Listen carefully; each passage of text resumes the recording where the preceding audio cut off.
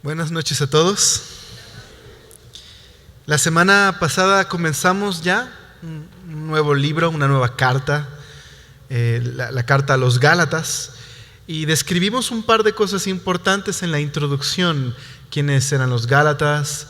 Nos referíamos a Galacia no como una ciudad en especial, sino más bien una provincia romana muy, muy grande que incluía varias iglesias, varias ciudades, las iglesias en las ciudades de Iconio, Derbe, Listra, que son parte de las ciudades que Pablo alcanzó y estableció iglesias en su primer viaje misionero.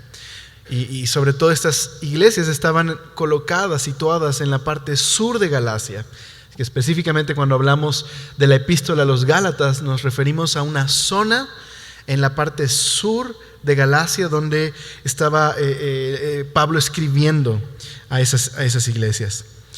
Y dijimos que el tema de la carta es en sí lo siguiente.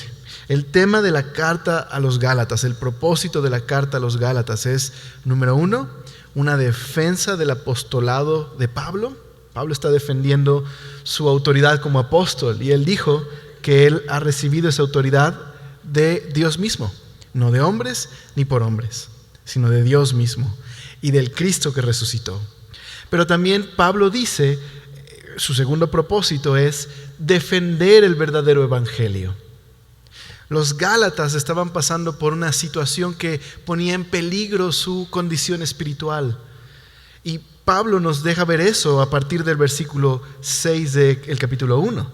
Si recuerdas, uno de los énfasis que se hicieron la semana pasada fue que esta carta era muy distinta a otras, por lo menos en la forma en la que se introduce la carta, porque no hay ningún elogio, no hay ninguna alabanza sobre los Gálatas. De hecho, en el versículo 6, Pablo introduce su tema al decirles que está asombrado de que tan rápidamente se hayan alejado para seguir un evangelio distinto. Y la idea no es que ya estaban completamente alejados, pero que estaban en un proceso por el cual se estaban alejando completamente del verdadero mensaje. Y entonces Pablo les aclara, no es que hay otro evangelio, pero hay algunos que los perturban a ustedes y que pervierten en el evangelio. ¿Quiénes son estos que perturban a los Gálatas? Dijimos la semana pasada que eran los judaizantes, judíos que se habían convertido en cristianos aparentemente o entre comillas, y que iban enseñando a otros cristianos no judíos que era necesario guardar la ley de Moisés y someterse a los rituales judíos y guardar las fiestas judías para salvarse. Y Pablo entendió, ya sea que el mensaje de estos judaizantes era explícitamente enseñaban que era necesario guardar la ley de Moisés y circuncidarse, o que la teología de estos judaizantes llevaría exactamente a eso, a tener un evangelio de obras en lugar de gracia, y por lo tanto estaban pervirtiendo, cambiando el evangelio. Era una situación muy grave y preocupante. Y Pablo escribe esta carta como un soldado que está luchando por la verdad del evangelio y por la vida de los Gálatas, a quien, como él describe, engendró a estos Gálatas. Es decir, Pablo tiene autoridad en la iglesia de las iglesias de Galacia, no solo porque es apóstol de Cristo, sino porque él mismo predicó el evangelio a esas iglesias, les enseñó y había dado a luz, por decirlo así, en un sentido. Y por lo tanto eran como hijos que se estaban rebelando contra la autoridad de su padre, pero sobre todo hacia la autoridad del evangelio que venía de Dios mismo. Y Pablo estaba actuando por recuperar a estos Gálatas que estaban en proceso de alejarse. Ahora hay algo muy importante a notar en lo que Pablo enseña. Pablo nos deja ver cuál es el evangelio que él predica. Y él menciona que este evangelio es de reconciliación. Es el evangelio de la gracia y la paz para con Dios y con el Señor Jesús. Fluyen de Dios Padre y del Señor Jesucristo. Esta gracia es el regalo inmerecido, el favor inmerecido de Dios, el regalo de Dios para los pecadores. Y la paz es la consecuencia de recibir la gracia de Dios. Me reconcilio con Dios. Pero también dice Pablo que este evangelio es que Cristo se dio a sí mismo por los pecados. Principalmente la muerte de Cristo fue para el perdón de pecados. Y también, dice Pablo, para librarnos del presente siglo malo. Y eso significa que el evangelio de la gracia de Dios no solo perdona nuestros pecados, sino que nos da el poder para vivir una nueva vida en este presente siglo malo. Nos da la capacidad de vivir en el siglo venidero, en el nuevo siglo, como ciudadanos del reino de Dios, pero en este presente siglo malo. Y también Pablo dice, esto es, por voluntad de Dios y también para la gloria de Dios. Dios se glorifica en este evangelio. Podríamos decir que en este primer capítulo, en esta primera parte, lo que Pablo dice es, no hay otro evangelio. Hay un único evangelio, el evangelio de Jesucristo, el evangelio que Pablo predica. Pero algunos podrían preguntarse, bueno, Pablo, ¿y de dónde sacaste ese evangelio? ¿De dónde proviene? ¿Quién te lo dio? Y ahora Pablo pasa en su defensa apostólica a explicar el origen del evangelio que él predica. Después de afirmar que no hay otro evangelio y explicarles el propósito de la carta y su problema, se están alejando de este evangelio. Ahora les explica el origen del evangelio que él predica. Y en el último versículo que vimos la semana pasada, en el versículo 10, Pablo dice que estos judaizantes buscan agradar a los hombres, quieren huir de la persecución que implica predicar a Jesucristo y a este crucificado. Pero él no quiere agradar a los hombres, él quiere agradar a Dios.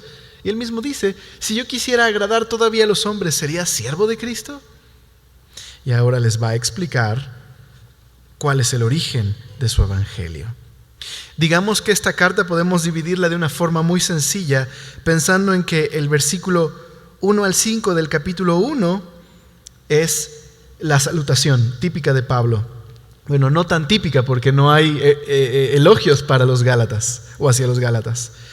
Y a partir del versículo 6 al final del capítulo 1 al 24 y todo el capítulo 2 es la defensa apostólica. Pablo defiende su apostolado. Y a partir del capítulo 3 hasta el capítulo 5, versículo 12, Pablo defiende la doctrina, el verdadero evangelio. Y del versículo 13 del capítulo 5 hasta el final, el capítulo 6, Pablo termina con exhortaciones y conclusiones de la doctrina que ha expuesto en el capítulo 3 al capítulo 5. ¿Por qué no oramos y ponemos el día de hoy en manos de Dios y le pedimos al Señor que abra nuestro corazón para entender su enseñanza y poder aplicarla a nuestra vida diaria? Señor, gracias por ser tan bueno y gracias por querer hablarnos una vez más. Te rogamos que tú puedas dejarnos ver claramente a Jesús el día de hoy en las Escrituras, que tú te reveles a nuestras vidas, que nos ayudes, Señor, a poder tener entendimiento de las Escrituras y hagamos de ellas, Señor, nuestros consejeros y nuestras delicias. Y por favor, Señor, cambia nuestra vida. Te lo rogamos en el nombre de Jesús. Amén. Acompáñame a Gálatas, capítulo 1.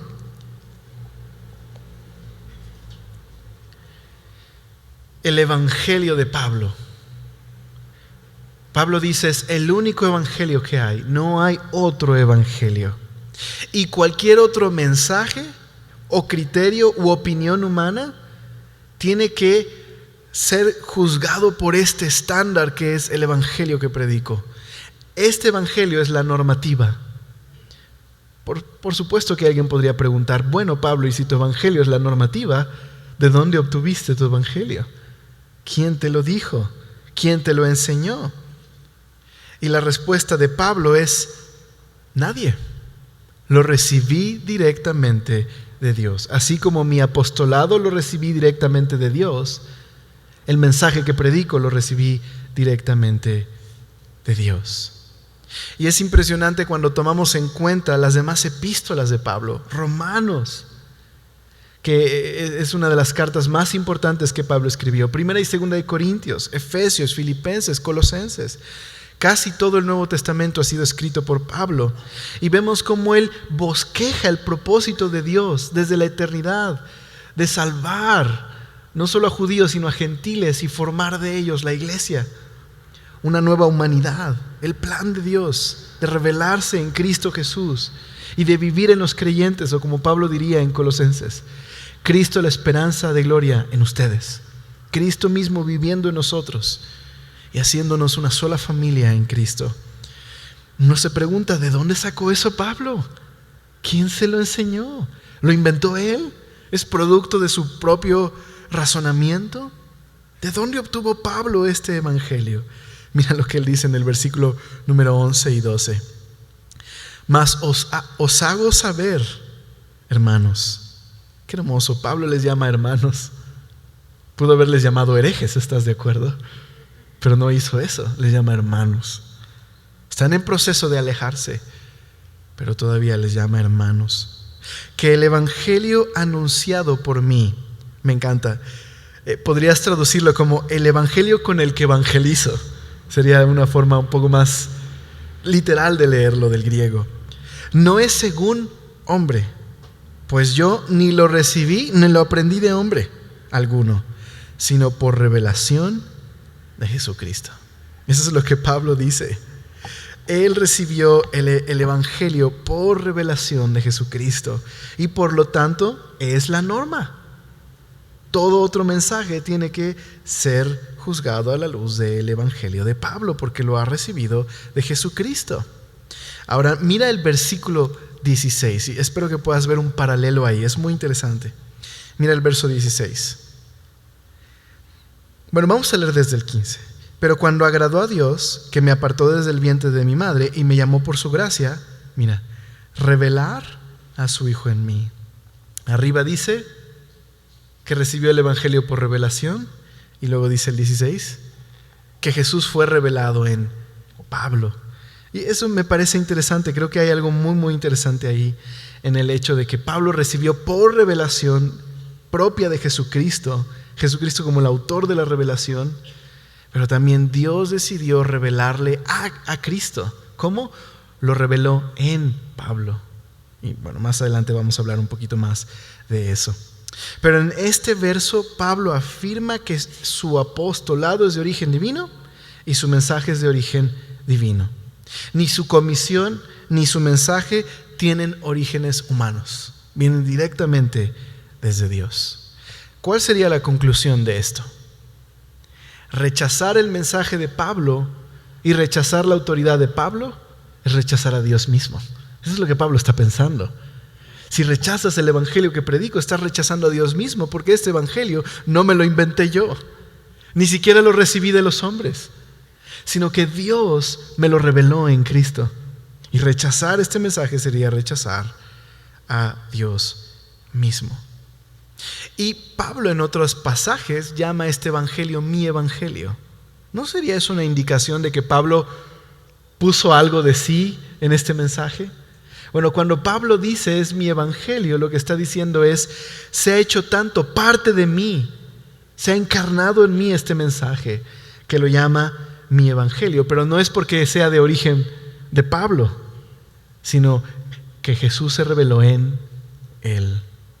Ahora es muy interesante cómo Pablo ve su autoridad, porque hay muchas personas que de pronto piensan que los apóstoles, incluyendo a Pablo, cuando escribieron el Nuevo Testamento no estaban pensando en que estaban escribiendo el Nuevo Testamento. Y quizás hay algún autor que no precisamente estaba pensando en ello, pero yo veo que Pablo cuando escribe cartas las escribe con autoridad apostólica, pensando este es el mensaje de Dios.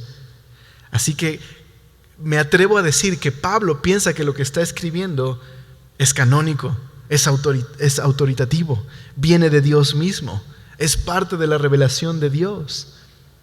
Y el hecho es más de que el tiempo fuera corto para que él pudiera escribir estas cartas y que tuviera que resolver problemas, lo hace aún más importante, precisamente debido a esa urgencia y esos problemas que Pablo tiene que escribir con autoridad, como en este caso. Hay algunas cartas en las que Pablo no defiende su apostolado y la razón es que no está puesta en duda. Pero en esta carta Pablo defiende su apostolado.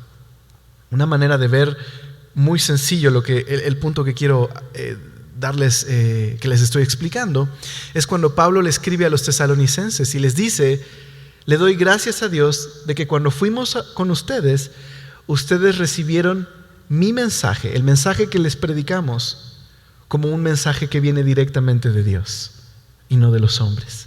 Y eso es lo que Pablo alaba de los tesalonicenses, que ellos escucharon las palabras de Pablo como las palabras de Jesús. Y es que Pablo consideraba eso, que cuando él predicaba y exhortaba y enseñaba el mensaje del evangelio, es como si Jesús hablara por él.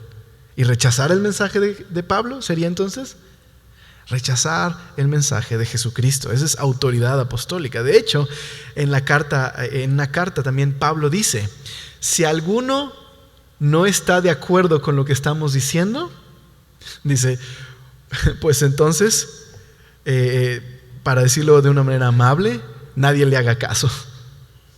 ¿Por qué? Porque lo que Pablo está enseñando viene con autoridad apostólica. Ahora, ¿qué es esto de revelación? ¿Cómo es que Pablo recibió esta revelación? Bueno, lo vamos a mencionar en un momento más adelante. Pero Pablo quiere decirles que él ha recibido el mensaje de parte de Dios por revelación directa, y en los siguientes versículos él va a explicar cómo es que recibió ese evangelio. Y lo va a hacer alrededor de su conversión.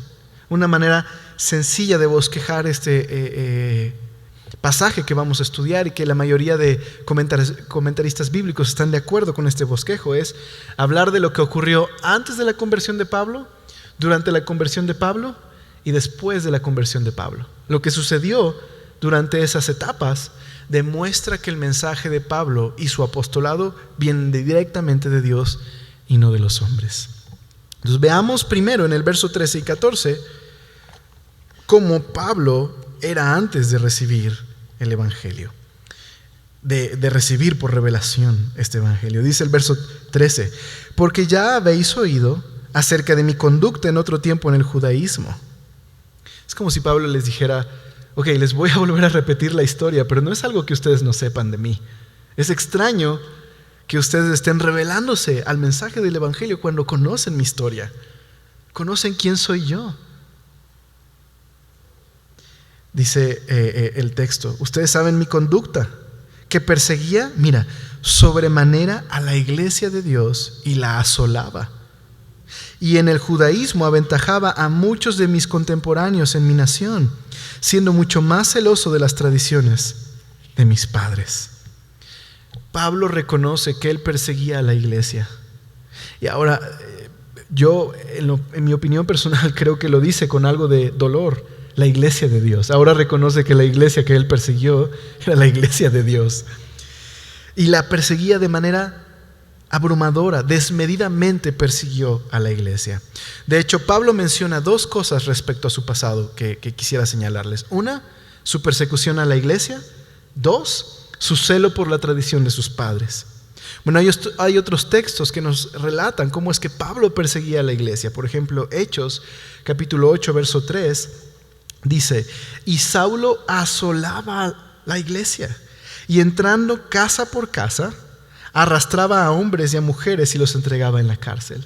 ¿Te imaginas a Pablo así entrando por la fuerza, agarrando a los cristianos de los cabellos, arrastrándolos afuera y llevándolos hasta la cárcel? ¿Te imaginas la escena? Es una escena brutal. De hecho, la Biblia dice que Pablo respiraba amenazas contra la iglesia. Imagínate qué tan descriptiva es la Biblia respecto de la persecución de Pablo hacia la iglesia.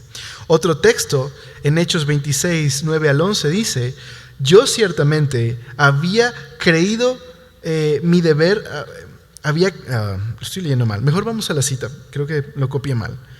Hechos 26. Ok, ya lo entendí, perdónenme, lapsus brutus. Yo ciertamente había creído mi deber hacer muchas cosas contra el nombre de Jesús de Nazaret, Pablo está contando su testimonio y defendiendo el evangelio que predica. Lo cual también hice en Jerusalén. Es decir, él creía que su deber como judío era destruir la doctrina de Jesús, destruir a la iglesia. Y por eso hizo esto en Jerusalén. Quería borrar del mapa el nombre de Jesús de Nazaret. Yo encerré en cárceles a muchos de los santos, y habiendo recibido poderes de los principales sacerdotes, y cuando los mataron, yo di mi voto. Quizás está pensando en la muerte de Esteban. Pablo estaba ahí parado, el joven Pablo, cuando apedreaban a Esteban después de haber dado un discurso maravilloso acerca de el evangelio y la nueva obra que Dios estaba haciendo a través de la iglesia. Y Pablo consintió con que apedrearan a Esteban. Y muchas veces, dice, castigándolos en todas las sinagogas, los forcé a blasfemar. Imagínate, Pablo obligando a los cristianos a maldecir a Cristo. Fue un cruel perseguidor. Dice, y enfurecido sobremanera contra ellos, los perseguía hasta las ciudades extranjeras. O sea, no se conformó con ir a Jerusalén, meterlos a la cárcel, consentir con su muerte, obligarlos a blasfemar. Los perseguía hasta cuando huían a otras ciudades. ¿Te imaginas la tenacidad de un hombre como Pablo?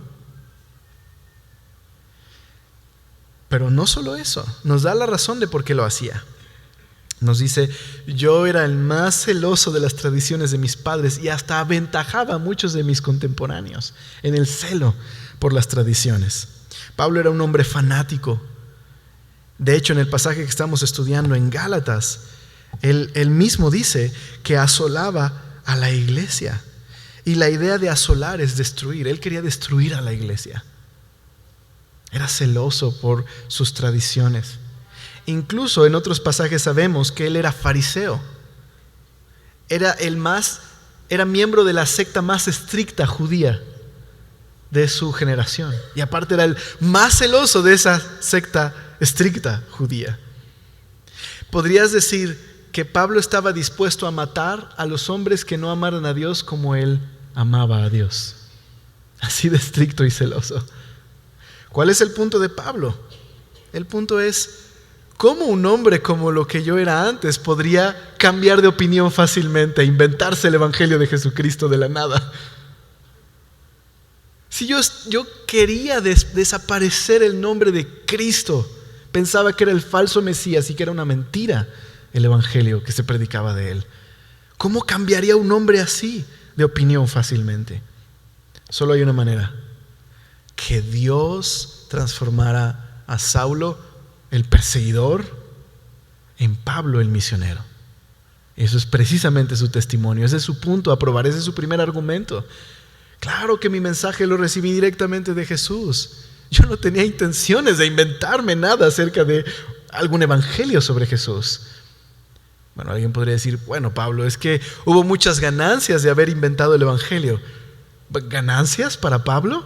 Te voy a decir lo que ganó: ser azotado 40 veces, una vez naufragar en alta mar, que lo mordiera una serpiente, que lo abandonaran sus amigos, que fuera perseguido por sus contemporáneos, que cada ciudad que visitara, antes de ir a cualquier otro lado, visitaba la cárcel para ver cuál iba a ser su celda, porque seguramente iba a acabar ahí después de predicar. ¿Qué ganó Pablo? Eso es algo para pensar. Bueno, mira lo que él ahora explica. ¿Qué detuvo a Saulo, el destructor, y lo convirtió en Pablo, este hombre humilde, del cual todos nosotros quisiéramos tener por lo menos 5 minutos para hablar con él si se pudiera y preguntarle cosas? ¿Estás de acuerdo? Admiramos su vida, admiramos sus cartas, la profundidad con la que habla del Señor, pero no siempre fue así. Él quería en algún momento destruir a la iglesia. Pero mira el verso 15. En la Biblia los peros son muy importantes. Este es uno de esos peros que tienen un trasfondo teológico impresionante y que debería subrayar. Este pero es muy importante. Quería destruir a la iglesia, ustedes lo sabían, ustedes saben que aventajaba a muchos de mis contemporáneos. de mi nación, porque era tan celoso de mis tradiciones. Pero mira el 15, pero cuanto agradó a Dios, que me apartó desde el vientre de mi madre y me llamó por su gracia, revelar a su Hijo en mí, para que yo le predicase entre los gentiles. Lo segundo que vemos en el argumento de Pablo respecto a la autoridad de su mensaje es: miren lo que me ocurrió durante mi conversión. ¿Quién pudo detener a Pablo el perseguidor? Jesús. Y Pablo nos hace notar una palabra muy importante ahí. Después de hablar de su conversión, lo primero que dice ahí en el verso 16 al final es: no consulté enseguida con carne y sangre. Les voy a mencionar eso en un momento más, pero ese es el énfasis. Pablo no consultó con nadie más después de experimentar una conversión. Nadie le enseñó algo en ese momento respecto al Evangelio, sino que él recibió directamente del Señor el Evangelio. Pero antes de eso, miremos lo que ocurrió en su conversión. ¿Cuál es el énfasis de Pablo en el versículo 13 y 14? Lo que él hizo, ¿notaste? Yo asolaba a la iglesia. Yo perseguía a los cristianos. Yo era más celoso de las tradiciones de mis padres que mis contemporáneos. Pero en el verso 15 y 16 ya no hay un yo. Es: Dios me llamó por gracia. Dios me eligió. Me apartó desde el vientre de mi madre. Quiso revelar a su Hijo en mí. Eso es una conversión. Pasó de lo que él hizo a lo que Dios hizo en la vida de Pablo. Ese es el énfasis.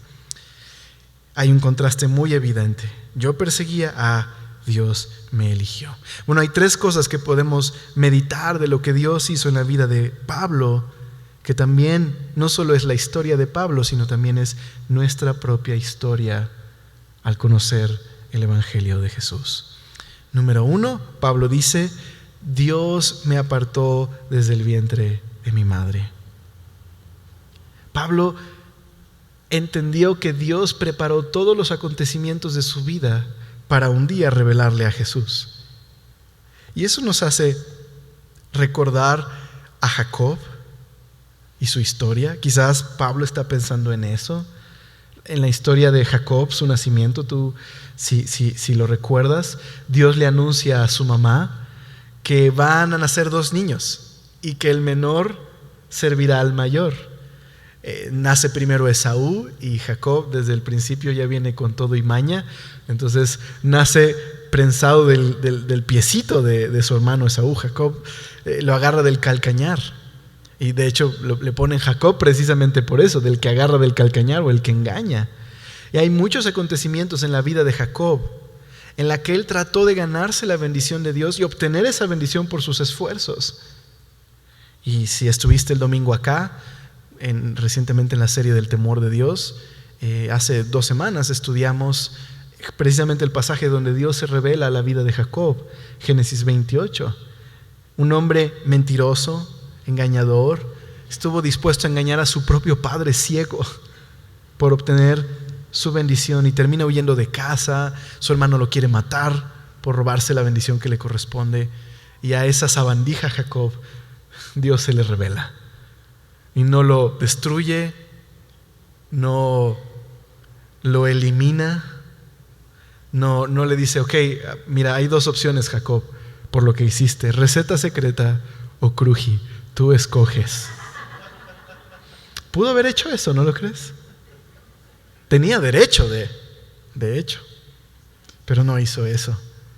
Lo que hizo fue decirle: yo te voy a bendecir, Jacob, voy a cumplir las promesas que le hice a tu abuelo y a tu papá, y te voy a regresar a esta tierra, yo te voy a proteger, y mi presencia irá contigo. Y alguien se preguntaría: ¿y por qué a esta sabandija se le prometen estas cosas?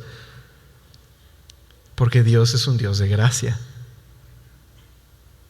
y que decide bendecir al que no es digno de ser bendecido.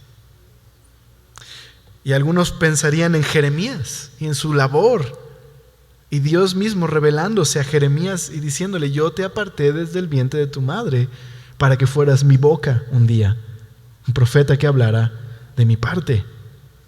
Quizás Pablo está pensando todo eso y está diciendo: Dios también quiso revelarse a la sabandija Saulo.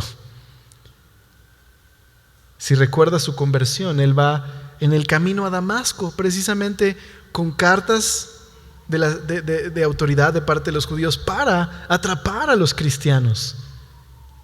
Y es Jesús que lo detiene en el camino, lo derriba del caballo, se revela a su vida. Y lo primero que hace Pablo es preguntar: ¿quién eres?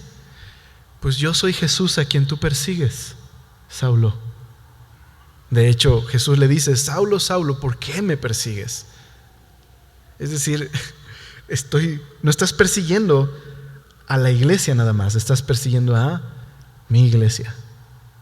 ¿Por qué me persigues? ¿Quién eres? Yo soy Jesús a quien tú persigues. Tú que has hecho que cristianos maldigan mi nombre. Lo segundo que dice es: ¿qué quieres que haga? Bueno, Jaime Foot, comentando acerca del pasaje, dice con mucha razón: Dios pudo haberle dicho: ¿te acuerdas de Esteban? ¿Te acuerdas de las piedras que destrozaron su cuerpo? Quiero ver lo mismo. Quiero ver que azotes tu cabeza en esa piedra. Pero no hizo eso Jesús. Le dijo: yo te escogí para que seas un instrumento útil en mis manos. Lo mismo que con Jacob y con Jeremías, entendió: Dios me llamó a pesar de mí. Me apartó desde el vientre de mi madre con una misión. Y por eso lo segundo que dice el pasaje no es solo que Dios me apartó desde el vientre de mi madre, sino Dios me llamó por su gracia. Dios me llamó por su amor totalmente inmerecido. Yo estaba persiguiendo a la iglesia. No merecía gracia, lo que merecía era un juicio. Pero encontré su gracia. Acompáñame a 1 de Timoteo.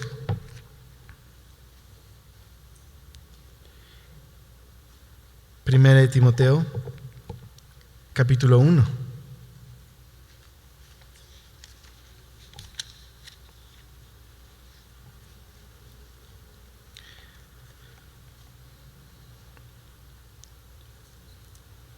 Pablo termina en el versículo 11 hablando acerca del glorioso evangelio de Dios, y dice: del Dios bendito. Dice el pastor Ibercruz, son esas frases que solo Pablo podría componer, ¿no? El glorioso evangelio del Dios bendito, que a mí me ha sido encomendado, este mensaje que él recibió. Y luego dice el verso 12: doy gracias al que me fortaleció, a Cristo Jesús nuestro Señor, porque me tuvo por fiel, poniéndome en el ministerio, habiendo yo sido antes blasfemo, perseguidor e injuriador, mas fui recibido a misericordia, porque lo hice por ignorancia en incredulidad. Pero mira: pero la gracia de nuestro Señor fue más abundante con la fe y con el amor que es en Cristo Jesús. Palabra fiel y digna de ser recibida por todos, que Cristo Jesús vino al mundo para salvar a los pecadores, de los cuales yo soy el primero. Pero por esto fui recibido a misericordia, para que Jesucristo mostrase en mí, el primero, es decir, el primero de los pecadores, toda su clemencia, para ejemplo de los que habrían de creer en Él para vida eterna. Entonces Pablo reconoce: Dios no me llamó por mí, Dios me llamó a pesar de mí, me llamó por su gracia, por su favor inmerecido. Pablo entendía: yo no me gané la gracia de Dios, simplemente la recibí. Eso es importante. Mucha gente habla de perder la gracia de Dios. ¿Cómo puedes perder algo que no se merece? Solo puedes recibir la gracia, porque es inmerecida. No la puedes comprar, no la puedes ganar, no la puedes merecer. Solo la puedes recibir. La puedes desaprovechar, que esa es otra cosa, pero solo la puedes recibir. Es decir, puedes hacer vana la gracia de Dios en tu vida cuando no respondes a este favor de Dios. Pablo entendía eso, y por eso él más adelante va a decir acerca de su vida en Cristo. Dice, soy lo que soy por la gracia de Dios. Pero esa gracia no ha sido en vano. Antes me he esforzado más que todos ellos, hablando de los apóstoles. Me he esforzado más. Dice, pero no yo, la gracia de Dios en mí. Y esa es la razón por la que Pablo está conmovido escribiendo esta defensa del verdadero evangelio de la gracia de Dios. Y una tercera cosa que dice el pasaje: no solo me apartó desde el vientre de mi madre, no solo me llamó por su gracia, sino también dice el pasaje, tuvo a bien, le agradó revelar a su Hijo en mí. Puede ser que se refiera precisamente al encuentro en Damasco. Algunos creen puede referirse a lo que siguió después del encuentro de Damasco. Y yo creo que tiene que ver con las dos. Dios se reveló en el encuentro a Damasco a Pablo y siguió revelándose a su vida después del encuentro de Pablo. En esta historia que nos dice Hechos 9, cómo Dios se reveló a su vida. ¿Y qué significa esto de que Dios se reveló a Pablo? ¿Qué significa? Muchos creen simplemente significa que Pablo tenía cierta información sobre Jesús. Lo escuchó de Esteban, lo escuchó de algunos cristianos. Ahora Dios quitó el velo de sus ojos, abrió sus ojos para entender quién es Jesús. Ahora podía ver claramente quién es Jesús y lo reveló en él. Así que esta revelación no solo fue exterior, es decir, que Pablo vio a Cristo, aunque cegado por la luz, vio a Jesús, al Cristo resucitado, y luego se apareció en otras ocasiones a Pablo, como lo dice el libro de los Hechos. Jesús siguió revelándose físicamente a Pablo. Podríamos hablar de una revelación exterior, sino que Pablo recibió una revelación interior. Dios iluminó el corazón de Pablo, la mente de Pablo, para entender quién es Jesús. Es muy parecido a lo que nos diría 2 de Corintios. 2 de Corintios dice que el Dios de este siglo ha cegado el entendimiento de los incrédulos para que no les resplandezca la luz del evangelio. Pero luego Pablo dice, Dios que hizo resplandecer la luz en las tinieblas, hizo que resplandeciera el evangelio. La gloria del evangelio en el rostro de Jesucristo resplandeció en nuestros corazones. Abrió nuestros ojos para entender quién es Él. Es decir, este mensaje se encarnó de tal manera en Pablo que una versión dice, para revelar a su Hijo en mí y por medio de mí. Eso es lo que Pablo tiene que decir. Eso sucedió en su conversión. Entonces su segundo argumento es, ¿cómo me voy a inventar el evangelio? ¿Cómo va a habérmelo enseñado algún hombre cuando Jesucristo mismo se me reveló y Dios abrió los ojos de mi entendimiento para comprender quién es Jesucristo? La gloria del evangelio resplandeció en la faz, en el rostro de Jesucristo. Ahora Pablo dice, lo que ocurrió después de mi conversión sería su tercer argumento. Y él dice esto en el verso 17. Ahora sí, el énfasis que les decía. Bueno, una vez que Dios reveló a su Hijo en mí, y que no solo se hizo parte de mí el evangelio de tal manera que entendí quién es Jesús, sino que siguió revelándose a Jesús en mí para predicar a otros. Dice, no consulté enseguida con carne y sangre, ni subí a Jerusalén a los que eran apóstoles antes que yo, sino que fui a Arabia y volví de nuevo a Damasco. Entonces Pablo no subió inmediatamente a Jerusalén. Ni siquiera se vio con algún apóstol inmediatamente después de su conversión.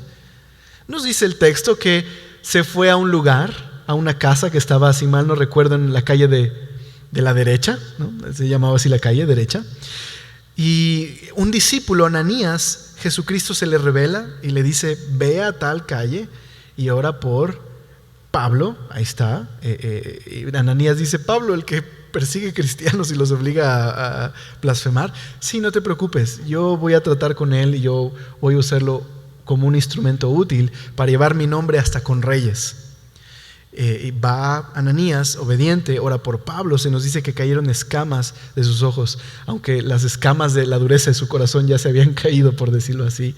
y había podido ver a Jesús en ese momento en el que él estuvo meditando en lo que había sucedido, y dice que recibió al Espíritu Santo. Quizás es una alusión a un nuevo nacimiento en ese momento. Pablo en ese momento no va a Jerusalén. ¿Qué hace? Predica el Evangelio. Se pone a predicar en Damasco. Eso significa que ya había entendido cosas significativas acerca del Evangelio como para poder anunciarlo. Quizás no todo lo que desarrollaría más adelante, pero ya había entendido muchas cosas. Y como su vida estuvo en peligro, lo bajaron por una canasta de una casa y huyó. Pero no se fue a Jerusalén. Dice que se fue a Arabia. Quizás un lugar muy cerquita de Damasco, porque en ese tiempo un rey, Aretas el cuarto, o Aretas IV, era un rey de Arabia y era dueño de esa provincia, así que podrías decir que había una provincia árabe cercana a Damasco. Así que Pablo huye ahí. Algunos creen para predicar el Evangelio en ese lugar de Arabia. Yo en lo personal creo lo siguiente, lo que otros eruditos creen, que Pablo fue para tener tranquilidad y meditar en lo que había sucedido. Y estuvo 3 años, que fue tiempo suficiente donde pudo algunas cosas suceder en su vida. Número 1, ser discipulado directamente por Jesucristo, tener contacto directo, una revelación directa de Jesucristo a su vida, lo cual algunos creen compensaría los 3 años en los que Pablo no estuvo en el ministerio terrenal de Jesús. Y algunos creen no solo fueron revelaciones directas, sino que precisamente porque Dios ha quitado estas escamas y ha abierto su corazón al mensaje del Evangelio, fueron 3 años en los que Pablo, que dominaba el Antiguo Testamento, pudo entender quién es Jesús, la persona de Jesús, y relacionarlo con el Antiguo Testamento, de manera que pudo desarrollar el Evangelio que recibió directamente de Dios. Y creo que una combinación de ambas sería algo muy importante. Ahora, después de estar esos 3 años en Arabia, ¿qué nos dice el texto? ¿Qué hizo después? Bueno, dice el verso 18, después, pasados 3 años, subí a Jerusalén. ¿Te das cuenta hasta cuándo fue a Jerusalén? Hasta 3 años después de su conversión, para ver a Pedro. Ese era su interés, conocer a Pedro. Y permanecí con él 15 días. Pero no vi a ningún otro de los discípulos, sino a Jacobo, el hermano del Señor. En esto que os escribo, he aquí delante de Dios, que no miento. Entonces Pablo va a Jerusalén, busca a Pedro, se hospeda en su casa 15 días, no ve a ninguno de los apóstoles, ve a Jacobo, y aunque 15 días pudo ser un buen tiempo para intercambiar ideas con Pedro, no es suficiente tiempo como para decir que recibió todo lo que implica el Evangelio que Pablo ha descrito en sus cartas. Aparte, ya son 3 años después de que Pablo ha estado meditando y recibiendo revelación directa de Jesucristo. Así que no es lógico pensar que fue ahí en Jerusalén donde recibió su mensaje.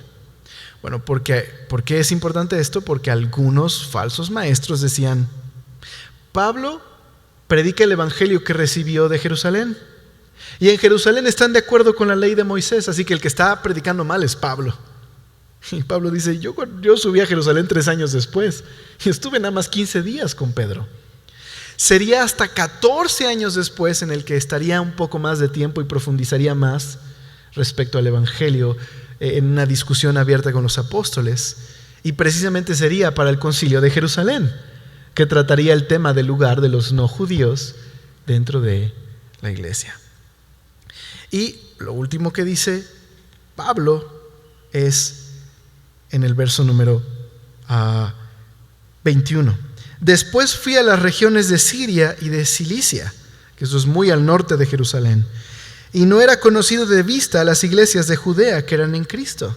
Es decir, estuve tan poquito tiempo en Jerusalén y me fui tan rápidamente hacia el norte que los hermanos no me conocían de mi rostro, no sabían quién era físicamente, no conocían a Pablo, solamente oían decir, aquel que en otro tiempo nos perseguía, ahora predica la fe que en otro tiempo asolaba. Es decir, aquel que en algún tiempo quería destruir la doctrina cristiana, la doctrina de Jesús, ahora es uno de sus grandes promotores. Predica ese evangelio. ¿Y qué pasaba con la vida de Pablo, dice el 24. Así como Dios se reveló en Pablo, mira el 24, y glorificaban a Dios en mí. ¿Qué conclusiones podemos sacar de lo que Pablo está diciendo? Pablo menciona en el versículo número 11, el evangelio que yo les predico lo recibí directamente de Jesús. No me lo enseñaron los hombres, no lo recibí de los hombres, lo recibí directamente de Jesús. Y presentó 3 argumentos. Número 1, antes de su conversión. ¿Quién iba a pensar que Pablo, y con su tenacidad para perseguir a la iglesia, se convertiría en Pablo el misionero, que arriesgaría su vida por el mensaje del evangelio? No tiene sentido. Número 2, mira su conversión. Fue Jesucristo quien se reveló directamente a él. Y después de su conversión, ni siquiera subió a Jerusalén, sino hasta 3 años después. Y estuvo solo 15 días. Y no regresó a Jerusalén hasta 14 años después. Tiempo suficiente por el cual Pablo había desarrollado completamente el evangelio que Dios en Cristo le había revelado. ¿Qué podemos concluir de aquí? Número 1, el día de hoy todavía hay muchas personas que no reciben la autoridad de Pablo. Una de las grandes ataques que hay hacia el mensaje del evangelio es precisamente de parte de algunos filósofos, historiadores y libros muy populares que el día de hoy puedes encontrar en Gandhi, puedes encontrar hasta en Vips, en el que lo que se enseña es que Pablo es el origen del cristianismo. No es Jesús, no son los apóstoles, es Pablo. Pablo inventó el cristianismo. De hecho, algunos creen Pablo inventó el cristianismo agarrando de la filosofía grecorromana, de la filosofía helenista de su momento, o incluso de Platón. Y dice, mira, Pablo básicamente divide la realidad en dos, en una dualidad, y ve al hombre como una dualidad, igual que los griegos. Cuando tú lees a Pablo, ¿qué dice? Por ejemplo, para no complicarnos mucho, cuando habla del contraste entre la carne y el espíritu, mira, esa es una dualidad. Para Pablo, el cuerpo es malo, igual que era para los gnósticos y aquellos que habían heredado cierta filosofía de Platón. El cuerpo es malo, el alma está atrapada en el cuerpo, y parte de la liberación divina es liberarse del cuerpo. Y mira, Pablo dice que hay una lucha entre la carne y el espíritu. Bueno, aquí hay un problema grave de entendimiento. Cuando Pablo habla de la carne, no está hablando del cuerpo o del cuero, si lo quieres ver así. Cuando Pablo habla de la carne, se refiere a la naturaleza pecaminosa que hay en el hombre. Para Pablo el cuerpo no es malo. De hecho, Pablo mismo dice que parte de la salvación de Dios es que ha redimido nuestro cuerpo. Y debemos glorificar a Dios en cuerpo, alma y espíritu, porque son suyos. Pablo dice que el cuerpo es el templo del espíritu. Y es más, Pablo dice que un cristiano debería rendir su cuerpo como un soldado rinde sus armas como instrumentos para la justicia. Pablo dice, así como usabas tu cuerpo para pecar, ahora usa tu cuerpo para hacer la voluntad de Dios. Pablo no cree que el cuerpo es malo. Es más, Pablo no concibe la resurrección sin cuerpo. Para Pablo es muy importante el hecho de que resucitaremos físicamente. Podrá ser muy espiritual ese cuerpo, pero es un cuerpo. No es un fantasma, no, es un cuerpo glorificado, como el del Señor cuando Él resucitó. Otros dicen, bueno, es que Pablo no tiene nada que ver con Jesús, ni siquiera con los apóstoles. Pablo enseña otra cosa, lo cual es equivocado. Es cierto que Jesús expande sobre lo que Jesús enseñó y sobre lo que los discípulos enseñaron. Y la sencilla razón es que Pablo es un autor independiente, igual que Lucas, igual que Judas, igual que Pedro. Podemos hablar de la teología de Pedro, la teología de Pablo, la teología de Judas. Hay cierta libertad para desarrollar teológicamente hablando el mensaje que han recibido de parte de Dios, a expandirlo, pero no de tal manera que sea otro evangelio como el de los que estaban recibiendo los Gálatas. No se estaba quitando nada esencial del mensaje del evangelio. Y es por eso que puedes leer la diversidad teológica que hay en el Nuevo Testamento y al mismo tiempo que está unido en un solo mensaje. Jesús es Dios, Jesús es el Mesías y Jesús resucitó, murió por nuestros pecados. Es el mensaje de Pablo, es el mensaje que encontramos en los evangelios, la muerte, sepultura y resurrección de Jesús. Y es el mensaje también de Pedro, Judas, Santiago, Hebreos. Es el mismo mensaje. Me gustaría citar a un teólogo llamado Andreas Kostenberger, y él dice así: Pablo formuló su proclamación a la luz de la teología antecedente en el Antiguo Testamento, en base de su llamado apostólico, en base al contexto de su ministerio. En pocas palabras, Pablo escribe de la manera que escribe porque él predica a los gentiles, mientras que Jesús tuvo una misión muy especial a los judíos. Pablo tuvo una misión a los gentiles. Pero una última cosa, una segunda cosa, y eso es para nosotros. El mensaje de Pablo se encarnó en Pablo de tal manera que lo transformó, y Dios reveló a Jesús en Pablo. La historia de Pablo también es nuestra historia. Él también te apartó desde el vientre de tu madre. Si te hubiera apartado por tus acciones y tus obras, si me hubiera apartado a mí por mis acciones y mis obras, no nos habría apartado del todo, o habríamos perdido ese lugar. ¿Te imaginas si Dios nos llamara por lo que podemos hacer por Él, por nuestra obediencia y nuestra capacidad de amarlo? Simplemente si Dios nos escogiera en base a los buenos pensamientos que tenemos todos los días. Pero Dios nos apartó desde el vientre de nuestra madre y determinó un día revelar a Jesús en nosotros. Ese día Él nos llamó por gracia, y lo único que nosotros hicimos fue responder. No merecimos el amor de Dios, no nos ganamos el amor de Dios, no estábamos buscando siquiera a Dios. Y sin embargo, quizás algunos de ustedes hasta estaban persiguiendo a cristianos. Y Dios nos llamó por gracia. Así que si hemos sido llamados por la gracia de Dios, respondamos a la gracia de Dios. ¿Cómo? Pablo dice: me escogió y me escogió con un propósito. No nada más lo escogió para decir: ay, qué bonito Pablo, me gusta, lo voy a apartar, lo voy a guardar aquí en el cajón. Dios escogió a Pablo para revelar a Jesús en él y predicar a los gentiles. De la misma manera, Dios ha escogido nuestras vidas, así de imperfectas, de incapaces, para revelar a Jesucristo en nosotros, a los demás, para ser instrumentos de gracia. Déjame ponerlo así: trofeos de gracia, ejemplos de gracia. Un día Dios abrió nuestros ojos. No es que fuimos muy inteligentes y dijimos: ya comprendí el mensaje del pastor, me voy a hacer cristiano. Sin duda alguna tuviste que entenderlo. Eso es parte del proceso. Pero no fue debido a nuestro intelecto. Uno puede tener una conversión intelectual sin haber nacido de nuevo.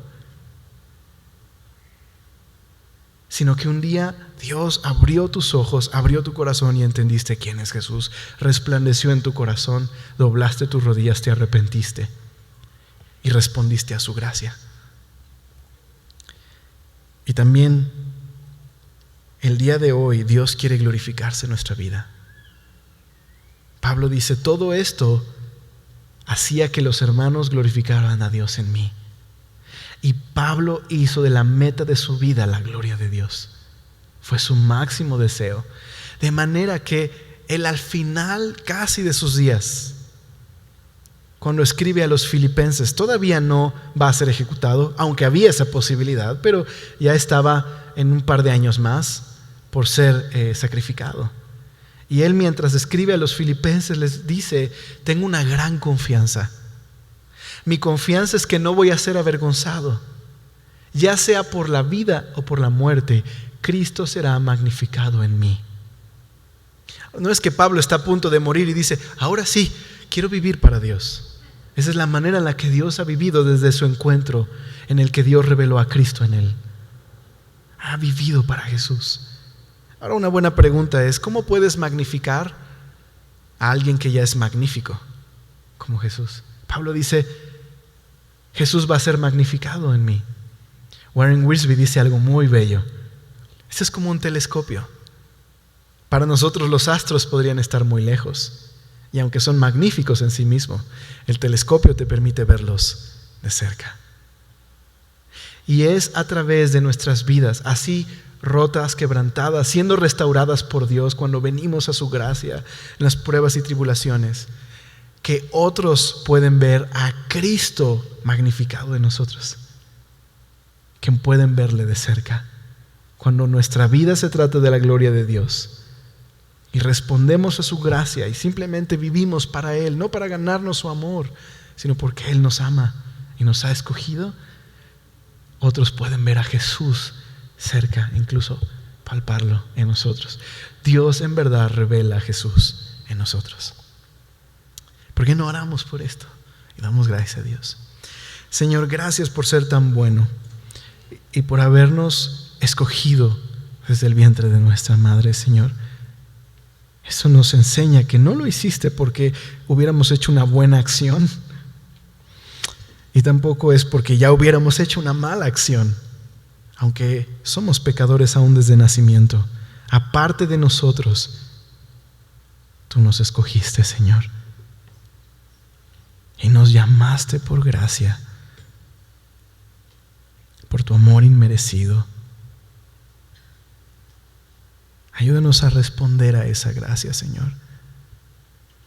Ayúdanos a abrazar este evangelio y que se encarne de tal manera en nosotros que podamos decir que Dios revela a Jesús en nosotros y a través de nosotros. Y Señor, que otros puedan vernos como trofeos de tu gracia, para que también a otros hombres que pensamos que son inalcanzables, como Pablo,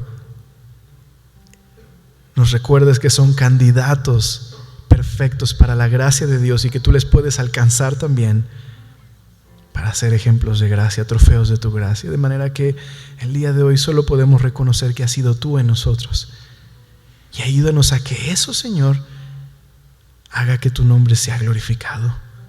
Cuando ven a Jesús en nosotros, nos ven siendo transformados por ti en medio de las cosas que vivimos, Señor, y nos ven responder a tu gracia y nos ven vivir para tu gloria.